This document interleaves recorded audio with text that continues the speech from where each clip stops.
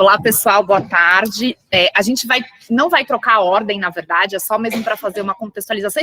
Vocês me ouvem? Obrigada. A gente vai fazer só uma pequena contextualização aqui do que a gente vai falar, para então passar a fala para as meninas, para as minhas companheiras, que eu, de fato, estou muito, muito feliz de poder estar numa banca com duas grandes amigas e que fazem parte da minha vida acadêmica como um todo. A gente vai falar aqui um pouco das abordagens do que a gente está tratando aqui e o que é, então, o nome desse trabalho, desse evento tão bem organizado aqui pelo professor Baronas e pelo professor Marcelo, que é sobre linguística popular. Então, a gente vai trazer um pouquinho, é óbvio que a gente não vai esgotar o assunto, obviamente não tem como fazer isso, mas a gente vai trazer um pouquinho das abordagens de teóricos de diversos locais e de diversas bases teóricas e de diversas falas sobre a linguística popular. Ok? Então, a gente vai com a Lígia, né, que vai falar da abordagem integrativa da professora Mariene Pavot. Eu, então, logo a seguir, falarei da abordagem do professor Denis Preston e a Renata falará da Carla Murijo, né? Da abordagem da Carla Murijo. Então, eu acho que vocês já perceberam que cada qual aqui em seu lugar, em lugares distintos, mas vamos falar todas sobre a tal da linguística popular, que talvez seja um assunto novo para quem não ouviu a fala da professora Lídia Becker de hoje de manhã, ok? Eu deixo, então, aqui a Lídia, para falar, né? A Lígia. Tá assim, né? Lígia, Lídia, Lívia. Eu deixo aqui a Lígia para iniciar e a gente vai continuar. Obviamente que a gente vai ter tempo também para a gente discutir e trocar informações, ok? Boa tarde, vocês me ouvem? Então, não vou usar o microfone. Eu sou a Lígia, eu quero agradecer o convite por estar aqui, né, a proposição que me foi feita de falar sobre a proposta integrativa da professora Mariene Pavot, em dividir a mesa com a Paula, Lívia, Renata, que são minhas colegas. Eu vou começar trazendo algumas questões que a Pavot propõe para defender essa abordagem, e aí depois a gente vai entender um pouco a partir de que lugar, então, ela passa a pensar a abordagem integrativa. Bom, deixa eu passar um pouquinho, pode passar? Você quer que eu vou passando para você? Está no PDF. Aqui tem a imagem, acho que o Baronas já colocou esse livro organizado por ele e pela professora Marinês Pagliarini Cox, em homenagem ao Amadeu Amaral. Esse livro, oriundo do Ciel Pop, em 2020, ele tem um texto da professora Mariene Pavot. Então, eu me baseei nesse texto para construir a minha fala e também em um outro texto dela, que está no Linguística Popular, uma introdução, que está disponível pela livraria, para que a gente possa entender a questão que ela propõe, né, de integração. Eu vou ler aqui um trecho para contextualizar. Esse recorte é justamente desse texto que está nesse capítulo, que foi traduzido pela Lívia, e que é parte da fala dela no Ciel Pop. A língua é um bem comum e os discursos sobre a língua também o são. Em certo sentido, todo mundo faz linguística, em diferentes níveis, situações e momentos. Somente alguns, né, também o fazem de maneira mais científica do que outros. São os chamados linguistas. No entanto, de fato, os não linguistas, ou seja, as pessoas que não têm diplomas em ciências da linguagem, não pertencem a essa comunidade científica, praticam uma forma de linguística que chamamos, no contexto francês, popular, cuja expressão linguística popular é uma tradução da expressão inglesa folk linguistics. A partir daí, então, ela vai começar uma discussão em torno dessa nomeação popular e folk, que nesses minutos que a gente tem aqui para entender o texto, eu não vou abordar.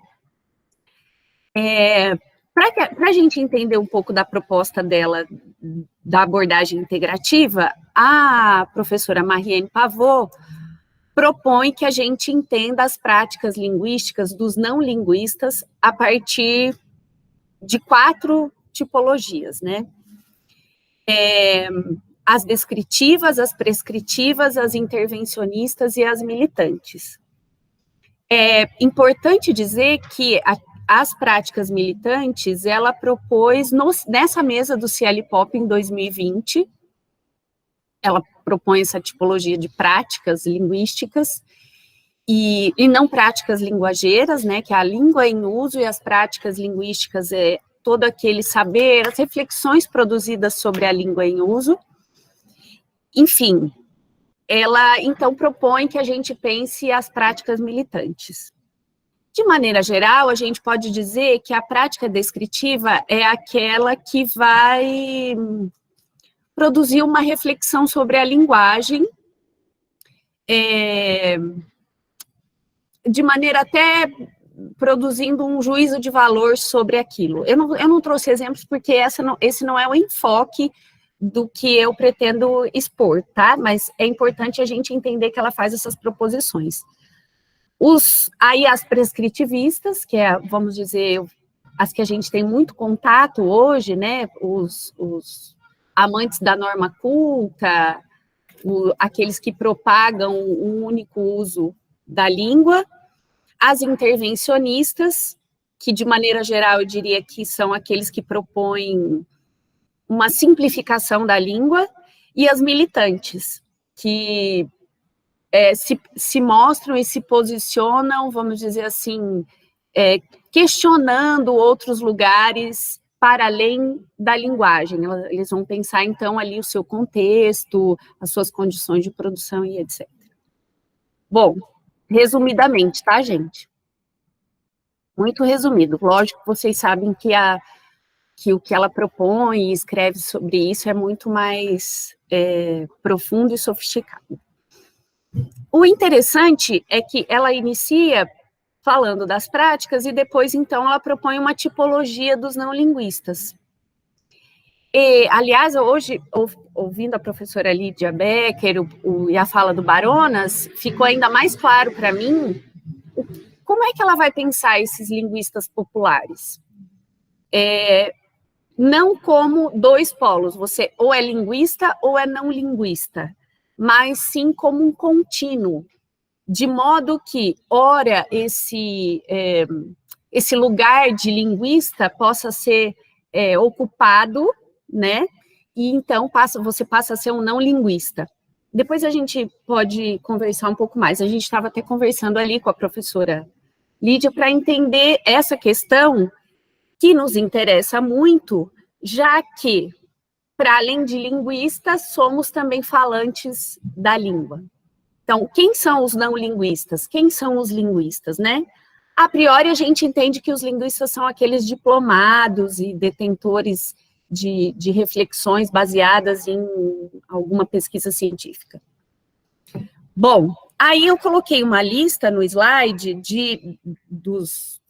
das 10 tipologias que ela propõe. Essas tipologias estão muito bem explicadas e colocadas, e que no grupo, por exemplo, a gente tem pensado sobre elas e pensado até em como isso pode ser desenvolvido nas nossas pesquisas. Para além dessas tipologias, é provável, como a gente tem visto, que possa se pensar em algumas outras adequadas ao nosso contexto. E a abordagem integrativa? Como que entra nessa questão? Se a gente entende, né, linguistas e não linguistas como contínuo, não como uma oposição, isso implica que não há impedimentos para que a gente considere o que os não linguistas produzem. Isso, né, faz com que a gente entenda que há plenamente condições para tomar esses dados produzidos pelos não linguistas. Aí eu vou pedir licença para vocês para ler esse trecho aqui, ó. A noção de saber e consciência epilinguística, que fornece argumentos para uma posição integracionista, ou seja, anti-eliminativa. Os enunciados folk não são necessariamente crenças falsas a serem eliminadas da ciência. Constituem, ao contrário, saberes perceptivos, subjetivos e incompletos a serem integrados aos dados científicos da linguística. Isso implica dizer que, a partir dessa proposição que ela faz, ela vai trazer argumentos a partir de 3 posições distintas para pensar essa consciência epilinguística, né? Essa consciência e que se vai produzir uma reflexão, um determinado saber sobre a língua, mas não de maneira consciente. E aí ela defende essa consciência epilinguística e mostra 3 posições distintas sobre elas e como, então, é possível entender e ser trazida para as questões linguísticas as proposições dos não linguistas. A primeira delas, avaliações epistêmicas da linguística popular, é a posição eliminativa, que vai entender que essas produções dos não linguistas são falsas, porque são baseadas em dados perceptivos, intuitivos, dotados de juízo de valores, sem nenhum dado verificável.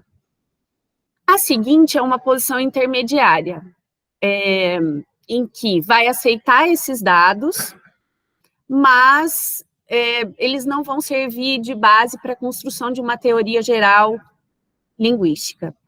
E a terceira posição, que é a integracionista, vai entender que esses dados populares são dados linguísticos e têm que ser incorporados. Para cada uma dessas posições, então, ela traz alguns estudos, alguns autores, mas especificamente aqui, ela se aprofunda na posição integracionista.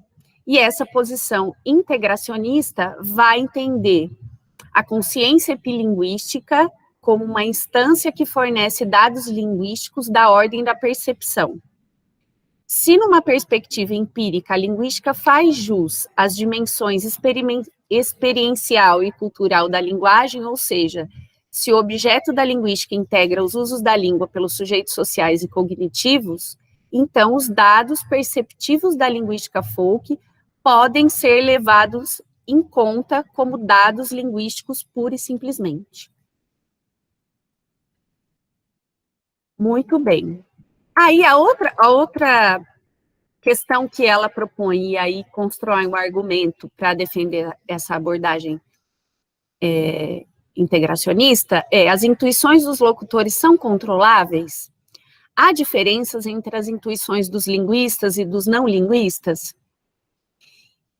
A partir desse questionamento, então, ela constrói e traz algumas pesquisas do William Labov, no final dos anos 60, que chegaram à conclusão que a intuição dos linguistas não é melhor que a dos não linguistas, e isso está mais especificado ao longo desse estudo,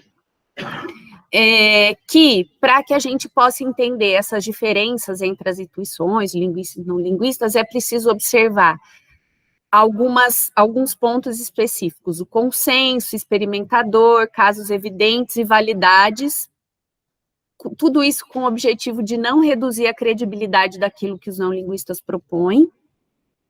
E, mais uma vez, né,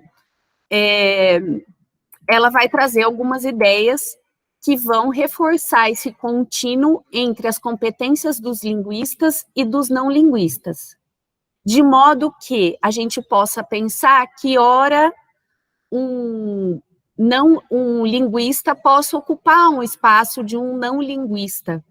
E aí, conversando com a professora Lídia, de que maneira a gente consegue diferenciar isso? Por exemplo, pensando no gênero em que se está inserido. Essa foi uma discussão agora, viu? Bom, ela também propõe que a gente pense sobre algumas, vamos dizer assim, percepções e atitudes linguísticas a partir de alguns estudos, como o da sociolinguística, que vai tomar esses saberes linguísticos produzidos por não linguistas, mas se apoiando nessas questões de atitude ou representações, não nas práticas linguísticas especificamente, não nas reflexões que se fazem sobre o uso, mas especificamente sobre o uso. Então, há, sim, na sociolinguística, que se considerar, eles consideram a prática dos não linguistas só porque sob uma outra perspectiva, não sobre essa a qual se propõe. As percepções não científicas, carregadas de representações e de produção imaginárias, constituem, assim, verdadeiras teorias espontâneas da classificação sociopsicológica. Então, mais uma vez, que ela propõe é que a gente, para além de tomar esses dados do que é produzidos pelos não linguistas enquanto práticas linguageiras, mas que a gente observe as práticas linguísticas, o que se fala sobre a língua. Hoje mesmo, na fala de abertura do Baronas, ele trouxe uma postagem do DCE, né, Baronas, no Facebook, e aí havia lá uma frase: sejam todos bem-vindes, e inúmeros comentários sobre o uso desse bem-vinde, comentários produzindo saberes e percepções acerca da língua. E aí tem inúmeros exemplos. Eu quis colocar em destaque linguistas preciosos, que ela vai chamar os não linguistas de linguistas preciosos. Justamente por quê? Porque é preciso considerar que o que eles produzem tem uma validade de ordem prática e representacional. E aí eu fiquei pensando justamente nesse exemplo do Bem-vindes, quando um dos comentários foi: como que uma universidade tão boa, tão bem conceituada, pode escrever sejam bem-vindes e matar a língua portuguesa, alguma coisa nesse sentido. Apresenta reserva de dados que nenhum linguista consegue reunir, são integráveis à escala dos saberes linguísticos, do mais duro ao mais popular. E aí eu fiz um recorte, né, como uma forma mesmo de citação, que resume o que ela propõe em relação à abordagem integracionista. O integracionismo significa ficar com o e em vez do ou. E é isso, gente. Eu agradeço. Aqui estão as referências dos textos os quais eu me baseei para falar. Eu não sei o que eu falei, vocês marcaram? Não, mas foi tranquilo. Obrigada.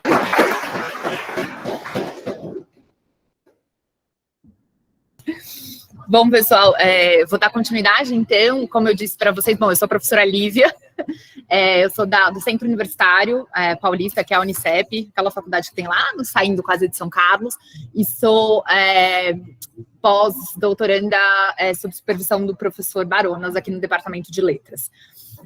Eu vou dar continuidade, então, e vou falar, então, da abordagem norte-americana, né, que se assim se pode dizer, que é a abordagem do professor Dennis Preston, que também é um dos estudiosos, e aí posso dizer que é um dos precursores dos estudos da linguística popular, pelo menos nos Estados Unidos, e um grande difusor da teoria.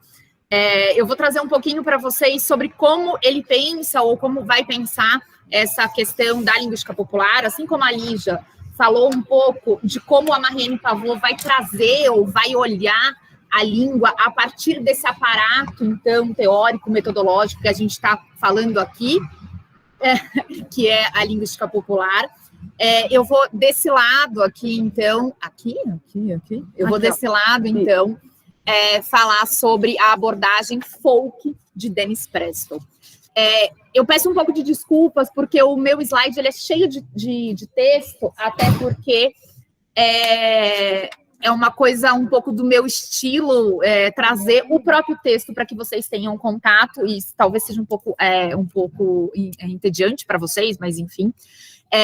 A linguística popular tenta estudar as crenças e atitudes das pessoas sobre a linguagem por meio de suas declarações metalinguísticas, geralmente coletadas em um ambiente natural.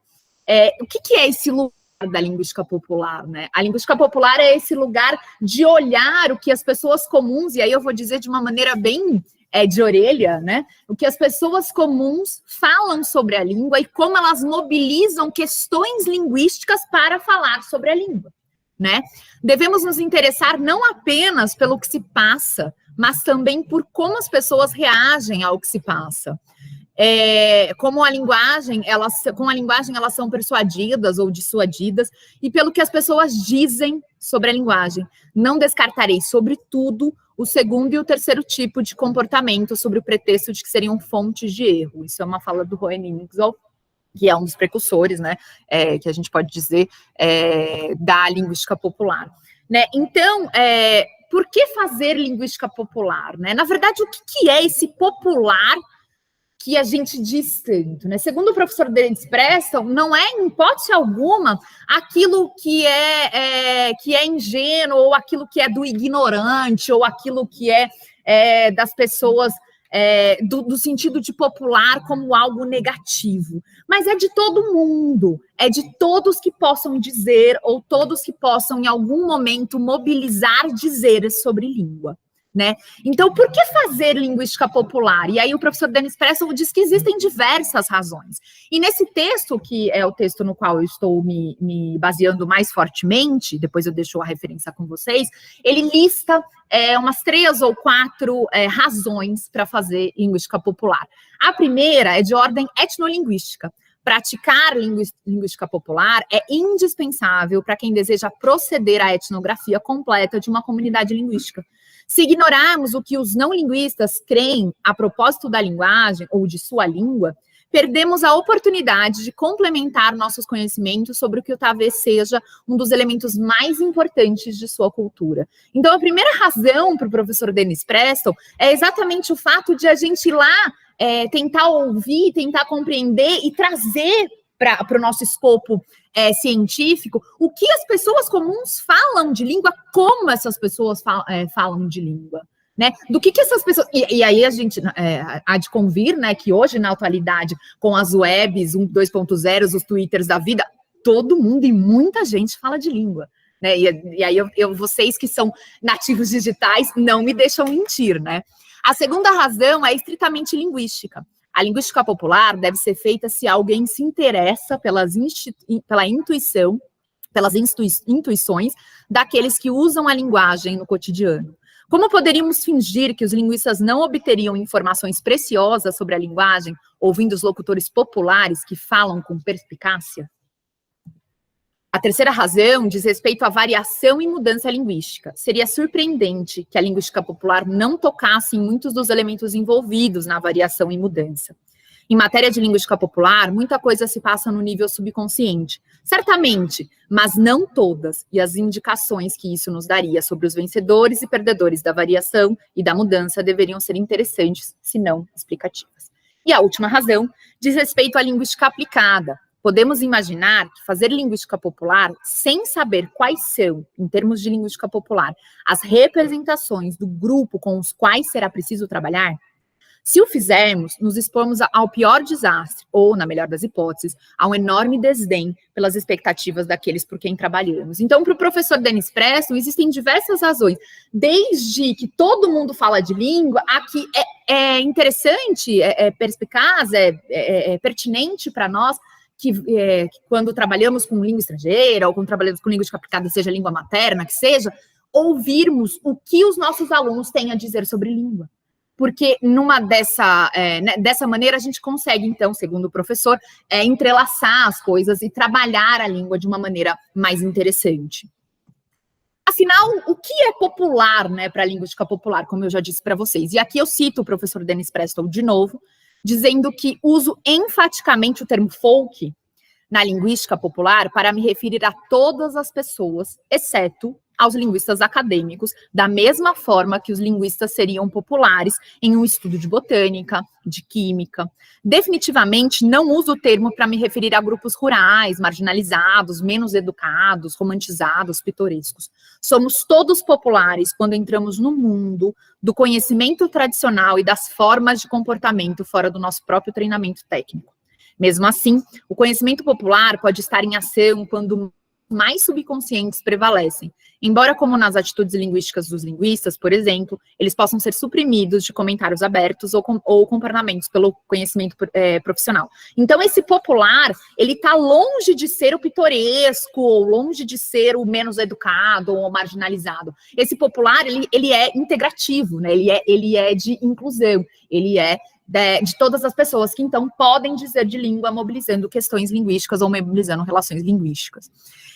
E aí o professor, na verdade, ele vai dizer e ele vai dar subsídios para relações metodológicas, porque ele vai questionar aqui, ou melhor dizendo, ele vai exemplificar aqui algumas técnicas de coleta e interpretação associadas à linguística popular que ele vai caracterizar. Então, ele vai dizer que existem diversas maneiras para a gente, então, conseguir produzir uma metodologia e produzir uma produção, produzir uma produção foi ótimo, né? E produzir para a gente conseguir compreender ou conseguir fazer funcionar a linguística popular, né?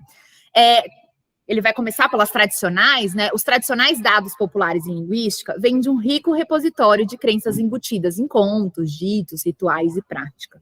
Ainda segundo Preston, a metodologia de coleta e interpretação de dados no estudo das crenças e práticas tradicionais, no que diz respeito à linguagem, são de dois tipos, a folclorística literária e a antropológica cultural. Ele está dizendo aqui, então, quais são as metodologias de coleta já existentes e que a gente pode, inclusive, lançar mão para repensar ou para pensar a língua dessa maneira, que é a partir desse lugar da linguística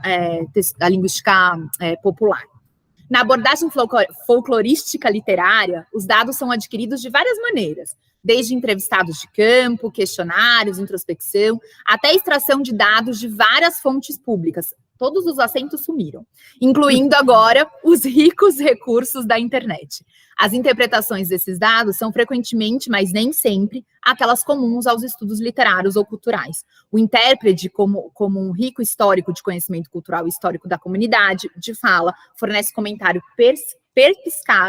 perspicazes e generalizações sobre o significado e a importância dos dados. Então, ele vai dizer, então, que já nessa abordagem, a gente pode, inclusive, trazer esse olhar e a gente pode, inclusive, pensar a linguística popular a partir desses lugares, né? Abordagem antropológica cultural tradicional. Nas abordagens antropológicas culturais, os dados são mais frequentemente adquiridos por meio da observação de longo prazo ou da observação participante do comportamento local. Aí ele vai para o que ele chama de abordagens operacionais, né? Assim que ele está caracterizando aqui. Pautado na dialetologia perceptual ou popular, tentativas de aprender onde os não profissionais acreditam que a língua difere geograficamente. Esse aqui é um lugar muito caro ao professor, porque ele vai fazer os estudos da linguística popular muito entrelaçado ao que ele chama, o que ele está referenciando aqui, de dialetologia perceptual ou popular. Ele vai trazer, inclusive, vários mapas e várias questões, porque ele vai direto ao falante, né, que não é um falante ideal, que é o falante comum aí do povo todo, e ele vai direto a esse falante e vai questioná-lo sobre a percepção sobre língua. Na abordagem do tipo operacional, destacamos a confecção dos mapas dialetais a partir das percepções dos próprios falantes. Há, nesse caso, preocupação real com a distribuição geográfica dos dialetos em uma dada língua, com base nas formulações dos próprios falantes, ao passo que, na de tipo experimental, são analisados as atitudes de linguagem mediante aplicação de técnicas experimentais de tratamento dos dados linguísticos. Então, ele vai direto ao falante sem prepará-lo antes, né? Sem ter técnicas que o preparam antes, e ele vai, basicamente, ele vai diretamente e fazer questões diretamente a esse falante. Em grande parte do trabalho realizado nesta tradição, a tentativa tem sido ver como as diferentes variedades são avaliadas quanto ao status e solidariedade, e como os diferentes entrevistados, subgrupos, diferem em suas avaliações. Ele, então, mostra aqui um mapa, que é um mapa escrito à mão, e aí não sei se vocês conseguem enxergar, que tem umas letrinhas escritas, né? Obviamente que eu vou dizer para vocês do que se trata, porque, né, não dá para ver.